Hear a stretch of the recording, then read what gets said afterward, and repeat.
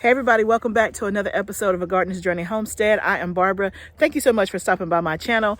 Today we're going to harvest a little bit and we're going to chat a little bit. I got something on my mind that I want to talk to you guys about and really want to talk about the urgency, the need, the necessity of preparation and growing your own food. That's what we're going to talk about today while we do some harvesting and move about the tunnel. It is a dreary day today. No sunshine at all. Last night it got down to 30, but the rest of the week is going to be like 65 to 70, but rain in the forecast every single day. So I don't know that we'll get a chance to enjoy the higher temperatures. And today is just kind of dreary, and I think I hear raindrops. I think I hear rain. It's like, you can hear it, but you don't feel it yet. Let's go ahead and go inside the tunnel and let's see what we have to harvest and let's chat. Oh yeah, as soon as I step foot in the tunnel, the rain is starting to come down. So this is going to be my little safe haven until we get done. But I want to talk about the urgency, the need to grow your own food. And the reason why this is heavy on my heart is because did y'all know there is a lettuce shortage? There is a lettuce shortage. If you don't believe me, just Google it. There's a shortage of lettuce. And there were, I think, 2 or 3 restaurants named in several of the articles that I saw. I think it was Panera, Chick-fil-A, and then there was another one that they specifically named that they are having a shortage of lettuce. And all because of the temperatures. A lot of the lettuce comes from California, and the temperatures in California were very, very intense. The summer was very, very hot. And so crops did not do well. And then some of the crops got diseased. And I know that I have some followers in California who have told me, even in the comments, that they just didn't have a good crop this year because of the extreme temperatures, right? And so there's a lettuce shortage. And as somebody sent me this information like on Friday afternoon. And my first thought was, wow, I'm so thankful because I have lettuce in my high tunnel. I have lettuce in the back of my house. I don't have to worry about that there being a shortage in the store. Not that I'm not concerned, but in that moment, I felt a lot of gratitude because literally, and you can see, I can walk out here, pick all the lettuce that I want, go in the house, make me a salad, top it with a sandwich, do whatever I need, make a lettuce wrap, do whatever I need to do. Why? Because I grew it. I got a pack of seed and I grew it from seed, right? I didn't go buy a transplant, which there's nothing wrong with that because y'all know I do plenty of that. We also got some stuff to plant today as well. But I grew the lettuce, and because I grew it and it's right here in abundance in my high tunnel, if it comes to lettuce, we have what we need. And the bigger lesson is that today is lettuce, but what will it be next week? What will it be 6 months from now? What has it already been, right? If there's not a shortage, the prices are going up, right? I was passing by the egg aisle in the store, and y'all, it was like during Thanksgiving. This woman was like in front of me. She was like, "Hey, can I get by you?" And I was like, "Oh yeah, absolutely, no problem." And so she reached and got her a carton of eggs. And she started having a conversation with me. She said, "I cannot believe it was $9 for a dozen of eggs for like the organic Eggland's Best or whatever, $9." And she just went on and on. She's like, "This is just highway robbery. This is ridiculous," or whatever. And I was thinking, yeah, that's pretty high. That's really high. For those of you who have chickens and that lay eggs, I bet you're like, glad I don't have to do that, right? But again, the bigger lesson is, what are we doing? What are you doing? What am I doing to prepare and to have our families in a place to where we don't have to depend on the grocery store, that our pantry becomes our grocery store? Now, am I there yet? Absolutely not. Absolutely. I'm talking to me as I'm talking to you. But I just want to say a word of encouragement that if you have been thinking about growing a garden, if you've been thinking about starting a garden, if you've been thinking about growing a herb on your windowsill, growing something on your patio, do it. The time is now. The prices are ridiculous in the grocery store. And I've said before that it's going to eventually outpace where I'm not going to be able to afford the things that we want that we normally eat, we may have to get a substitute, we may have to go without it, or we may have to get less of that item just because we simply either can't afford it or not willing to pay the price that they have in the grocery store for it. So what are the things that you can grow? Now, we're all in different zones. I'm in Tennessee in zone 7A. So there's things that I can grow that maybe you can't grow. And there's things that you can grow that I can't grow, right? But we all can grow something. And then I was talking to a lady yesterday at church, and she says, hey, I follow your channel. And she told me that she had like 20 fruit trees in her apartment. And I was like, wow, that's great. And she said, I don't have land yet. I'm not in the country, but I felt the need, or I felt the impression that I need to learn while I'm waiting before I get into the country, before I get land, before I have an orchard, right? And that stuck with me. And I've heard many other people say that. There's a homesteader that I follow that she always says, make your waiting room a classroom, right? So while you're waiting, maybe you don't have as much land as I do. Maybe you don't have a backyard. Maybe you have to do a green stalk and do container gardening. It doesn't matter, right? Do something. And while you're waiting, maybe you're in the process of buying more land. Maybe you're in the process of moving to the country. No matter what your situation is, make your waiting room a classroom, right? Learn while you can. I wish I would have learned stuff when I was living in the city, but I wasn't. My mind wasn't there. I wasn't thinking about that, right? So I've been in the country now for 3 years, and literally everything that I know, I learned since I've been here. I told y'all I had never put my hands in dirt. That's not just an exaggerated statement. That is the truth. I had never put my hands in dirt until I moved here. And so everything that you see me do is because God has taught me. He has led me. I have done a lot of research. I do a lot of reading. I'm trying to absorb as much information as I can. And I just take you along with my journey and let you, whatever lands your way and that's good, you pick it up. What doesn't work for you, then discard it. It's all good, right? But my point is, man, if I would have started years ago learning how to can, if I would have started years ago trying to plant some stuff in my backyard, or, getting understanding the science and all things like that, how much further along would I be? And so today I'm giving no excuses, right? It doesn't matter where you live. It doesn't matter what your situation is. You can grow something. And if you absolutely cannot grow anything, you can certainly learn. You can certainly learn. And so maybe there's somebody watching you like, Barbara, I can't grow. Like, I'm in an apartment. I don't get any sunlight. Like, I don't have any space. I don't have a windowsill that faces the window, that faces the outside. Maybe you don't. Well, what is the next best thing? The next best thing is to find out in your community who is a local farmer. Go to your local farmers market in the summertime. Buy what you can from somebody in your community that is growing food, right? Maybe you can partner with somebody and do like a community garden share, right? Buy in bulk at your farmers market, or go to Costco. If you can afford it, buy organic. Do what you can do, and everything that you can do, that you do, I believe that the Lord will multiply it. I believe that the Lord will expand and enlarge your territory. I really believe that.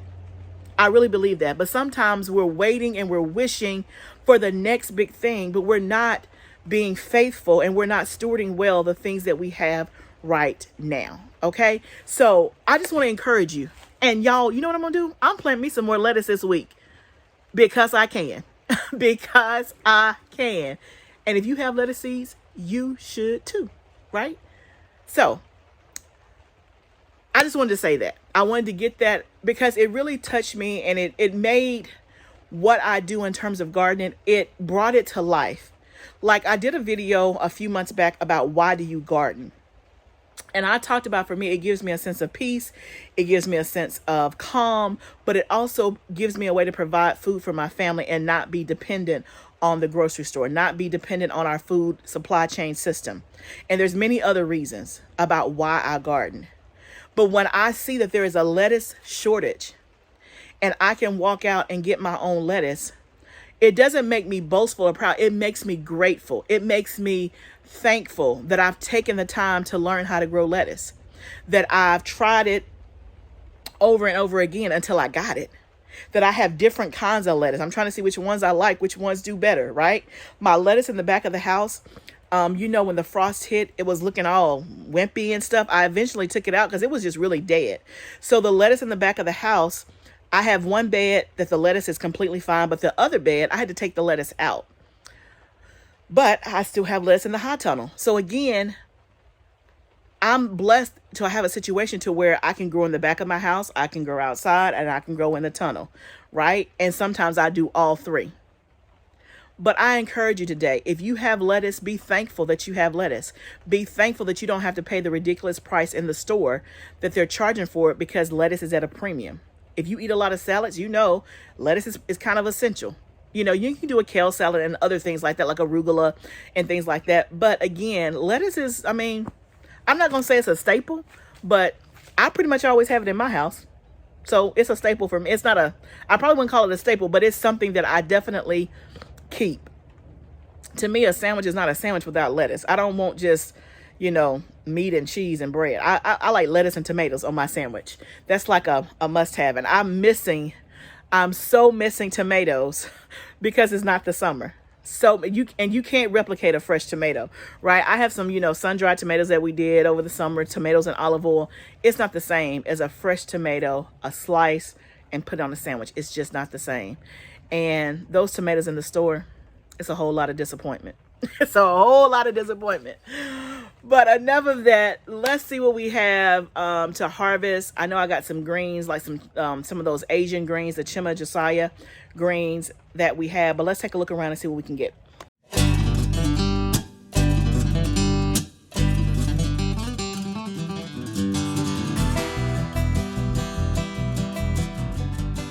Okay, so I have a whole basket of these Asian greens. It's the Chima Josiah. I'll put it up on the top. A friend of mine gave me these seeds. This is my first time trying it. So I went ahead and harvested it. It did have a little bit of an insect damage, like some little holes and stuff. But for the most part, overall, it looks pretty good. So I harvested that. I see some lettuce I can harvest. Yay, lettuce. Another thing that we can do is, if you do have an abundance and you are growing your own food, lettuce, whatever the case may be, then share it with somebody else, right? Share it with somebody else. That's another way that you can help. So maybe, again, I don't grow just for myself. I grow for my family, for my extended family, and my friends that may not have anything. So I grow in abundance on purpose, right? And so you should, if you can, do the same or help out when you do have an abundance. But let's see what else we have. And then we're going to put some collard greens in the ground too. I pulled up, all the peppers that were in here, we pulled up before that last frost hit. They were completely dead. So we have some open space, and I don't know what it is. I don't like to leave open space in my garden. I feel like every space should be filled. So I went and got me some more collard green transplants, and we're going to put those in the ground.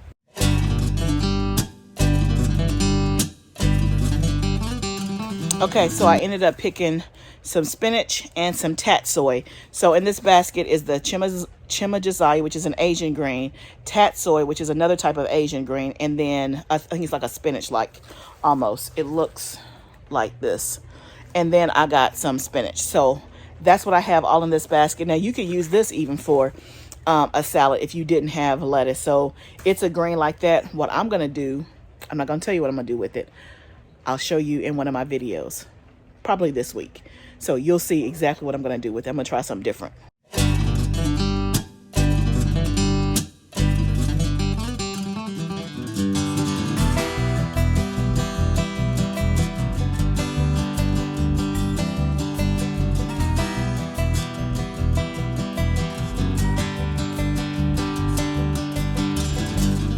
Okay, we got all our collard greens in the ground, fertilized, soil amended, all in the ground. Now all I have to do is water them in. So I was saying, how that's where the peppers were, the bell peppers and jalapenos, and that last frost took them out. So we took them out. So that was a lot of space.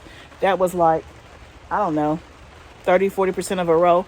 And just to leave it bare and not put anything, we're too early in the season for that. So I was like, I'll just go buy me some more collard greens. So that was 12. I buy them, 6 in a pack. So we'll get those going. And remember, last year I did a second succession of collard greens.